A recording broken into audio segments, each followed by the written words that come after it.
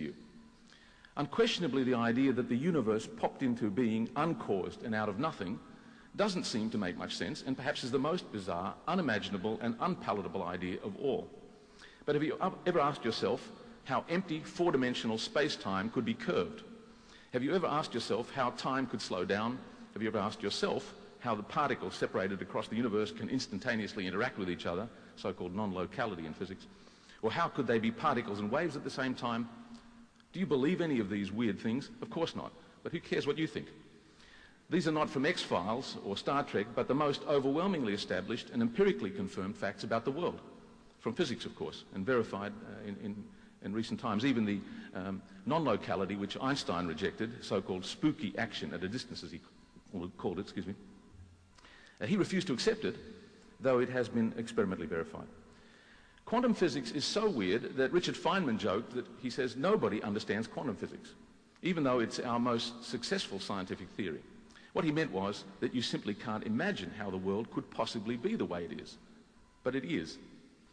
And his advice is that you should stop trying to imagine how it could be so and just do the mathematics. So I have to concede that Dr. Craig's position has great appeal precisely because we all share his intuitions.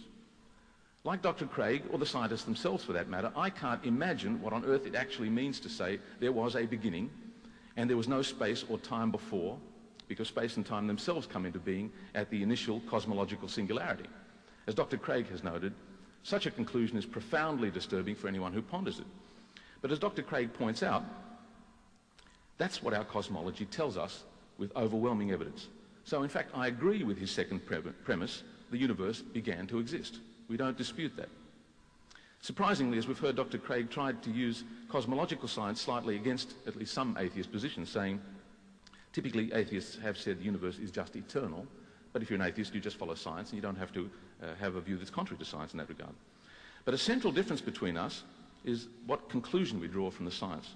Dr. Craig relies on science, but only to a certain point, and then he balks at what science says. In fact, of course, as Dr. Craig has discussed most knowledgeably in his writings, there is some theoretical disputation about exactly what to say about the earliest moments of the universe concerning time and so on, and whether or not one can perhaps avoid a strict beginning. But I'm happy to agree with his interpretation of the physics for our purposes, so we don't need to discuss, fortunately, things like the Hawking-Penrose singularity theorem and various other esoteric things in physics. So where exactly do we disagree? Well, if you don't go beyond what our science actually tells us, you get what Dr. Craig has described, poetically, as a kind of Gettysburg Address of atheism by his long-time debating partner, Quentin Smith. Smith says, I quote, "The fact of the matter is that the most reasonable belief is that we came from nothing, by nothing, and for nothing." And he goes on to say, if this cosmology is true, our universe exists without cause and without explanation. It exists non-necessarily, improbably, and causelessly. It exists for absolutely no reason at all. Now, of course, Dr. Craig wants to make a further claim and wants to go beyond this to talk about how the universe came to exist. Dr. Craig's other premise is, whatever begins to exist has a cause of its existence. Dr. Craig needs this premise because he wants to prove that God is the cause. The cause of the universe is God. The question is, where did he get this premise from? Now, this is where, on his own account, he goes beyond, if not against science. Dr. Craig's approach is to simply, and I think gratuitously, elevate common sense intuition as the ultimate court of appeal.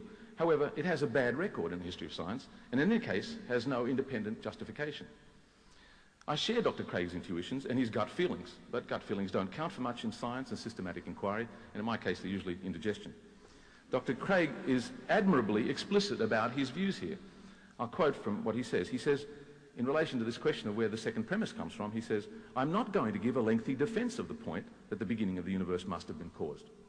He says, "I do not think I need to, for probably no one in his right mind sincerely believes that the universe could pop into existence uncaused out of nothing," end of quote.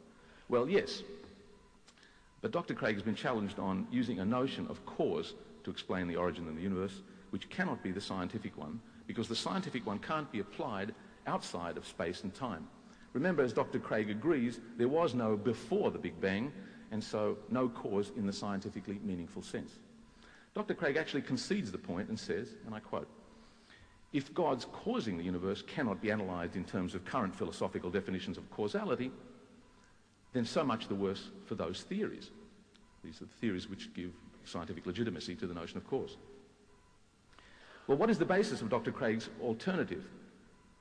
Well, just one step back. When he says this, he gives the game away because he's admitting that there's no scientific justification for his concept of cause, and he says that's just bad luck. But of course, on this logic, when naive, intuitively plausible, common-sense notions of the solar system, mass, heat, motion, life, and lots of other things in science conflicted with our best scientific theories, Dr. Craig would have said so much the worse for Copernicus, Newton, Darwin, and especially Einstein. So what's the basis of Dr. Craig's alternative to what science says? Again, he's been very explicit, acknowledging the problem of creation is not properly a part of physical cosmology, but it is a metaphysical problem. That's a quote. Dr. Craig says it is metaphysically impossible that the universe came into being spontaneously out of nothing, and he speaks of our metaphysical intuition and what seems metaphysically absurd. Of course, that's what the Aristotelians said to Galileo too. Metaphysics is just a bogey to scare people. You shouldn't be bullied or bluffed by such philosophical words. The question is, what are the rules for deciding metaphysical truth? Well, there aren't any. It really amounts to nothing more than a fancy way of saying, I don't like it. Well, I don't either, but you're stuck with it. Well, let me go on to the second argument, the argument from design, the teleological argument. The immense improbability of some event is often a good argument for an underlying cause or intelligent purpose and design. But not always. It depends on the context and the background theory for that context. If I see written in the clouds, I love Kylie, it probably wasn't just the wind accidentally blowing the clouds into this shape. Here we have a background theory according to which we have more plausible explanations for such an improbable event. Human interest and purposes which shows why it's not so improbable after all. But we can't just transfer this kind of reasoning by analogy, as the philosopher David Hume argued in his dialogues concerning natural religion. We have no background theory for how universes can come into being, the way we have for how writing comes into being. What alternative theory has scientific support which would make chance a worse explanation in this case? How can you compare the entire universe to the way a watch or a house gets made? That's David Hume's question. I mean, it's not just that the universe is bigger.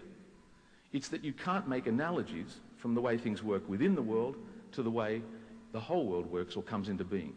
Much less can you take what Hume called this little agitation in our brain, our volition or our will, and ascribe it to the entire universe. What's special about the brain, says Hume? Why not pick a different organ, maybe like your kidney?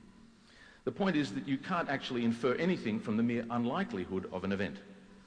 As Hume asked, how would things look if they were, in fact, an accident? A huge coincidence. If they were, well, they would look as though they weren't. That's the nature of coincidences.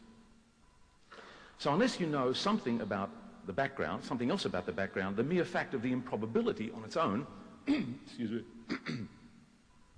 the mere fact, oh, excuse me, that's okay, thank you. The mere fact of the improbability on its own doesn't tell you anything that is contrary to the possibilities of chance. There's a very compelling fallacy which I'd like to try to explain quickly in this kind of reasoning about improbabilities.